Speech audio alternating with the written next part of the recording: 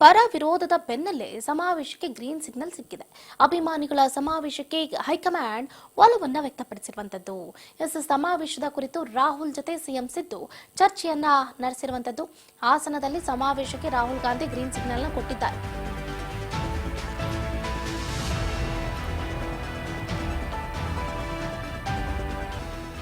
ದಳಕೋಟೆಯಲ್ಲಿ ಅಬ್ಬರಿಸೋದಕ್ಕೆ ದೆಹಲಿಗರು green signal ಅನ್ನ ಕೊಟ್ಟಾಗಿದೆ.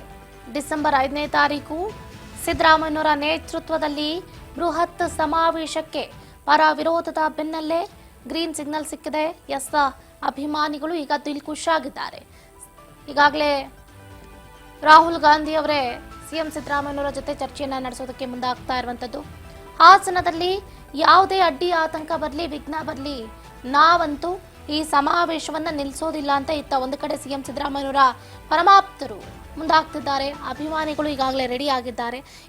ಸಿದ್ದರಾಮಯ್ಯನವರ ಪರವಾಗಿ ಅಭಿಯಾನವನ್ನ ಅಥವಾ ಸಮಾವೇಶವನ್ನ ಮಾಡೋದ್ರೆ ತಪ್ಪೇನಿದೆ? ಸಿದ್ದು ಸ್ವಾಭಿಮಾನಿ ಅಭಿಯಾನ ಅಂತ ಮಾಡಿ, ಸಮಾವೇಶ ಅಂತ ಮಾಡಿ ಅಂತ ಈಗಾಗಲೇ ಒಂದು ಕಡೆ ರಾಹುಲ್ ಗಾಂಧಿ, ಪ್ರಿಯಾಂಕಾ ಗಾಂಧಿ ಸೇರಿದಂತೆ ಎಐಸಿಸಿ ನಾಯಕರು ಎಲ್ಲರೂ ಕೂಡ ಗ್ರೀನ್ ಸಿಗ್ನಲ್ ನ ಕೊಟ್ಟಿದ್ದಾರೆ ಅನ್ನುವಂತ ಮಾಹಿತಿ ಲಭ್ಯ ಆಗ್ತಾ ಇದೆ. ಇದರ ಬಗ್ಗೆ ಹೆಚ್ಚಿನ ಡೀಟೇಲ್ಸ್ ಅನ್ನು ಕೊಡ್ತಾ ಹೋಗ್ತಾರೆ ನಮ್ಮ political reporter Basavaraj Hoogar. Desk line ನಿಂದ ಜಾಯ್ನ್ ಆಗ್ತಿದ್ದಾರೆ. ಬಸವರಾಜ್, ಗಮನಿಸ್ತಾ ಇದ್ದೀವಿ ಪರ ವಿರೋಧದ ಬೆನ್ನಲ್ಲೇ ಒಂದು ಕಡೆ ಅನಾಮಧೇಯ ವ್ಯಕ್ತಿ ಎಐಸಿಸಿ ಅಧ್ಯಕ್ಷರಿಗೆ ಪತ್ರವನ್ನ ಬರೆದಿದ್ದಾರೆ. ಆ ಪತ್ರ ಬರೆದಿದ್ರು, ಆ ಪತ್ರವನ್ನ ನೋಡಿದ್ರು ಕೂಡ ಯಾವೊಬ್ಬ ನಾಯಕರು ತಲೆ ಕೆಡಿಸ್ಕೊಳ್ತಾ ಇಲ್ಲ. ಇದೆಲ್ಲ ಒಂದು ರಾಂಗ್ ಲೆಟರ್ ಆಗಿರುತ್ತೆ. ಇದನ್ನ ನಾವು ಅಷ್ಟವಾಗಿ ತಲೆ ಕೆಡಿಸ್ಕೊಳ್ಳುವಂತ ಅವಶ್ಯಕತೆ ಇಲ್ಲ. ಸೊ ಅಭಿಮಾನಿಗಳ ಆ ಸಮಾವೇಶವನ್ನ ಮುಂದುವರಿಸಿ ಅಂತ ಇತ್ತ ಒಂದು ಕಡೆ ಏನೋ ಹೈಕಮಾಂಡ್ ಗ್ರೀನ್ ಸಿಗ್ನಲ್ ಕೊಟ್ಟಿದೆ. ಹೆಚ್ಚಿನ ಡೀಟೇಲ್ಸ್ ಏನಿದೆ ಅಂತ ಚಂದ್ರಕಲಾ, ಒಂದ್ ಕಡೆ ಡಿಸೆಂಬರ್ 5ರಂದು ಸಿಎಂ ಸಿದ್ದರಾಮಯ್ಯ ಒಂದು ಶಕ್ತಿ ಪ್ರದರ್ಶನಕ್ಕೆ ಒಂದು ದೊಡ್ಡ ಮಟ್ಟದ ಅಹಿಂದ ಸಮಾವೇಶ ಮಾಡಲಿಕ್ಕೆ ಸಜ್ಜಾಗಿರ್ತಕ್ಕಂಥದ್ದು. ಅಭಿಮಾನಿಗಳ ಸಮಾವೇಶ ಅನ್ನುವಂತ ನಿಟ್ಟಿನಲ್ಲಿ ದಲಿತ ಪರ ಸಂಘಟನೆಗಳು, ಅಹಿಂದ ಸಂಘಟನೆಗಳು ಸೇರಿದಂತೆ ಪಕ್ಷ ಏನು ಸಿಎಂ ಸಿದ್ದರಾಮಯ್ಯ ಆಪ್ತ ಬಣದಲ್ಲಿರ್ತಕ್ಕಂಥ ಶಾಸಕರು, ಸಚಿವರು ಸೇರಿ ಒಂದು ದೊಡ್ಡ ಮಟ್ಟದ ಹಾಸನದಲ್ಲಿ ಸಮಾವೇಶ ಮಾಡಲಿಕ್ಕೆ ಸಾಕಷ್ಟು ಸಿದ್ಧತೆಯನ್ನು ಕೂಡ ನಡೆಸಿಕೊಂಡಿರ್ತಕ್ಕಂಥದ್ದು. ಈ ಒಂದು ಸಮಾವೇಶಕ್ಕೆ ಎಲ್ಲ ಒಂದು ಕಡೆ ಒಂದು ಎಐಸಿಸಿ ನಾಯಕರಿಗೆ ಕೂಡ ಒಂದು ಪತ್ರ ಬರೆಯುವ ಮುಖಾಂತರ ಆಕ್ರೋಶವನ್ನು ಕೂಡ ಹೊರ ಹಾಕಿರ್ತಕ್ಕಂಥದ್ದು. ಅದು ಡಿಸಿಎಂ ಡಿಕೆ ಶಿವಕುಮಾರ್ ಅವರ ಬಣದಲ್ಲಿರ್ತಕ್ಕಂಥ ನಾಯಕರು ಬರೆದಿದ್ದಾರೆ ಅನ್ನುವಂತ ಹೇಳಲಾಗ್ತಾ ಇದೆ. ಆದ್ರೆ ಇಂಥವರೇ ಬರೆದಿದ್ದಾರೆ ಅನ್ನುವಂಥದ್ದು ಕೂಡ ಇನ್ನೂ ಕೂಡ ಎಲ್ಲಿ ಕೂಡ ಉಲ್ಲೇಖ ಆಗಿಲ್ಲ, ತಿಳಿದು ಬಂದಿಲ್ಲ.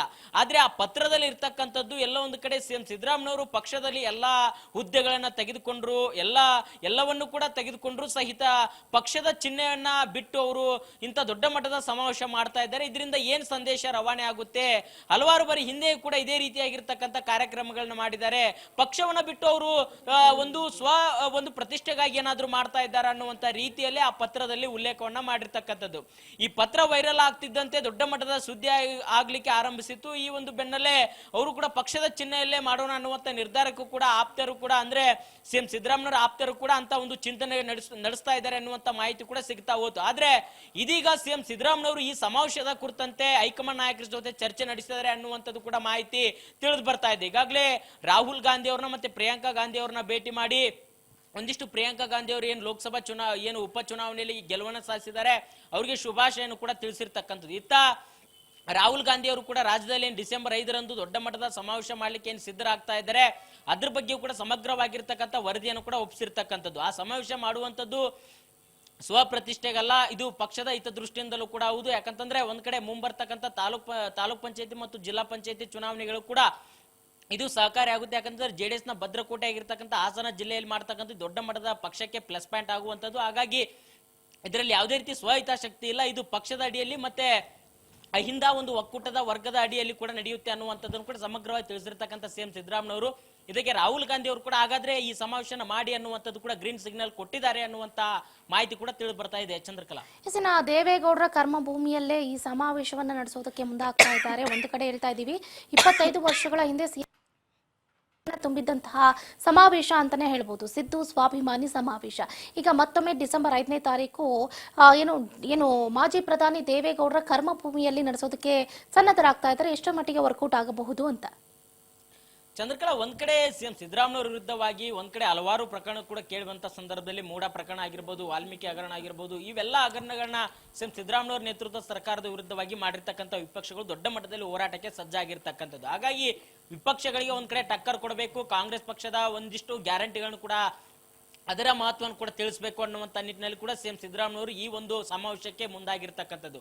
ಪ್ರಮುಖವಾಗಿ ಚಂದ್ರಕಲಾ, ಈಗ ಜೆಡಿಎಸ್ ಮತ್ತೆ ಬಿಜೆಪಿ ಎರಡೂ ಕೂಡ ಮೈತ್ರಿ ಮಾಡಿಕೊಂಡಿದ್ದಾವೆ. ಎರಡೂ ಪಕ್ಷಗಳು ಕೂಡ ಆಡಳಿತಾರೂಢ ಪಕ್ಷವಾಗಿರ್ತಕ್ಕಂಥ ಕಾಂಗ್ರೆಸ್ ವಿರುದ್ಧವಾಗಿ ಹೋರಾಟಗಳನ್ನ ಮಾಡ್ತಾ ಇದ್ದಾರೆ, ಪ್ರತಿಭಟನೆ ಮಾಡ್ತಾ ಇದ್ದಾರೆ. ಅದರಲ್ಲೂ ಪ್ರಮುಖವಾಗಿ ಸಿಎಂ ಸಿದ್ದರಾಮಯ್ಯವರು ರಾಜೀನಾಮೆ ಕೊಡಲೇಬೇಕು ಅನ್ನುವಂತ ಹಠವನ್ನು ಕೂಡ ತೊಟ್ಟಿರ್ತಕ್ಕಂಥದ್ದು. ಈ ಬೆನ್ನಲ್ಲೇ ಜೆಡಿಎಸ್ ನ ಭದ್ರಕೋಟೆ ಆಗಿರ್ತಕ್ಕಂಥ ಹಾಸನ ಜಿಲ್ಲೆಯಲ್ಲಿ ಈ ಒಂದು ದೊಡ್ಡ ಮಟ್ಟದ ಸಮಾವೇಶ ಮಾಡುವ ಮುಖಾಂತರ ಒಂದು ಸಿಎಂ ಸಿದ್ದರಾಮಯ್ಯವರ ಶಕ್ತಿ ಪ್ರದರ್ಶನ, ಇನ್ನೊಂದು ಕಡೆ ಸಿಎಂ ಸಿದ್ದರಾಮಯ್ಯವ್ರ ಏನಾದ್ರೂ ನೀವು ಮುಟ್ಟಿದ್ರೆ ಇಡೀ ಅಹಿಂದ ವರ್ಗ, ಇಡೀ ಎಲ್ಲ ಜನತೆ ಕೂಡ ಇರ್ತಕ್ಕಂಥದ್ದು ಅನ್ನುವಂತ ಕೆಲವಷ್ಟು ಸಂದೇಶ ರವಾನೆ ಮಾಡ್ಲಿಕ್ಕೂ ಕೂಡ ಈ ಒಂದು ಸಮಾವೇಶ ಸಾಕ್ಷಿ ಆಗುವಂತದ್ದು.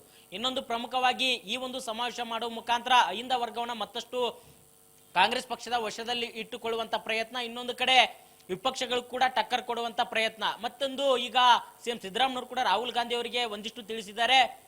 ಈ ಒಂದು ಸಮಾವೇಶದಿಂದ ತಾಲೂಕ್ ಪಂಚಾಯತ್ ಮತ್ತು ಜಿಲ್ಲಾ ಪಂಚಾಯತ್ ಚುನಾವಣೆ ಕೂಡ ಪ್ಲಸ್ ಪಾಯಿಂಟ್ ಆಗುತ್ತೆ. ಆ ಒಂದು ನಿಟ್ಟಿನಲ್ಲಿ ನಾವು ಈ ಒಂದು ಸಮಾವೇಶ ಹಮ್ಮಿಕೊಂಡಿದ್ದೇವೆ, ಇದರಲ್ಲಿ ಯಾವುದೇ ರೀತಿ ಸ್ವಪ್ರತಿಷ್ಠೆ ಅಂತಕ್ಕಂಥದ್ದಿಲ್ಲ ಅನ್ನುವಂಥದ್ದನ್ನು ಕೂಡ ಸಮಗ್ರವಾಗಿರ್ತಕ್ಕಂಥ ವಿವರಣೆ ಕೊಟ್ಟ ಬಳಿಕವೇ ರಾಹುಲ್ ಗಾಂಧಿ ಅವರು ಇದಕ್ಕೆ ಒಪ್ಪಿಗೆ ಕೊಟ್ಟಿದ್ದಾರೆ. ಹಾಗಾಗಿ ಇದನ್ನ ಮುಂದೆ ಅಂದ್ರೆ ಪಕ್ಷದವ್ರನ್ನು ಕೂಡ ಕರೆದುಕೊಂಡು ಈ ಸಮಾವೇಶಕ್ಕೆ ಹೋಗ್ತವೆ. ಪಕ್ಷ ಮತ್ತು ಅಹಿಂದ ವರ್ಗಗಳ ಒಕ್ಕೂಟದ ನಾಯಕರು, ಸಂಘಟನೆಗಳು ಎಲ್ಲರೂ ಕೂಡ ಇದರಲ್ಲಿ ಭಾಗಿಯಾಗ್ತಾರೆ. ಯಾರನ್ನು ಕೂಡ ಪಕ್ಷದಿಂದ ಹೊರಗಿಡಲ್ಲ, ಪಕ್ಷದ ಜೊತೆಗೆ ನಾವು ಈ ಒಂದು ಸಮಾವೇಶ ಮಾಡ್ತೇವೆ ಅನ್ನುವಂತ ಆಲೋಚನೆಗೆ ಹೋಗಿರ್ತಕ್ಕಂಥದ್ದು. ಒಂದ್ ಕಡೆ ಕಾಂಗ್ರೆಸ್ ಪಕ್ಷದ ವರ್ಚಸ್ಸು ಕೂಡ ಹೆಚ್ಚಾಗುತ್ತೆ, ಇನ್ನೊಂದು ಕಡೆ ವಿಪಕ್ಷಗಳಿಗೂ ಕೂಡ ಟಕ್ಕರ್ ಕೊಟ್ಟಂಗಾಗುತ್ತೆ.